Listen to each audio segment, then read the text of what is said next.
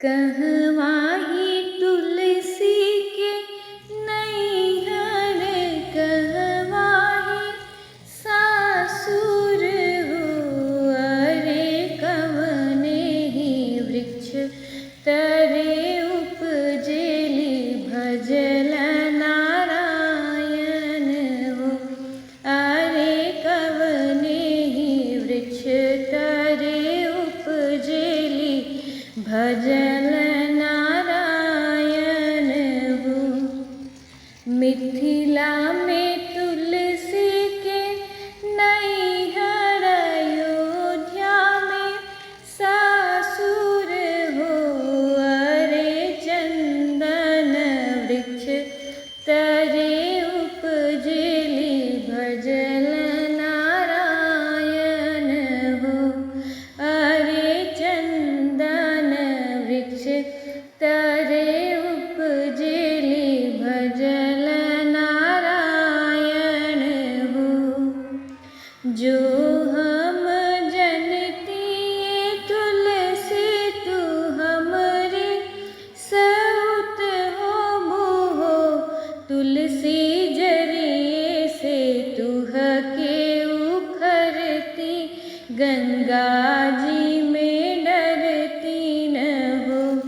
तुलसी जरिए से तुह के उखरती गंगा जी में डरती न हो।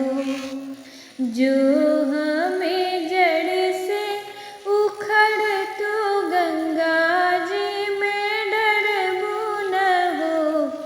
रानी होई जइबै जल के मछरिया, जल ही बीच रहब न हो। रानी होई जइबै जल के मछरिया, जल ही बीच रहबे न हो। होत बिहान रमैया स्नान कर जइहे, स्नान कर जइहे न हो। रानी जलवे में छुअबै चरनिया, तरी हम जइबै त भजल नारायण हो।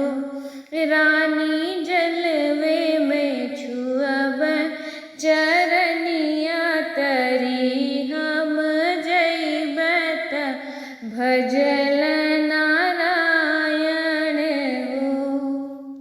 कहवाही तुलसी के नैहर, कहवाही सासुर हो। अरे कवने ही वृक्ष तरे उपजेली भजल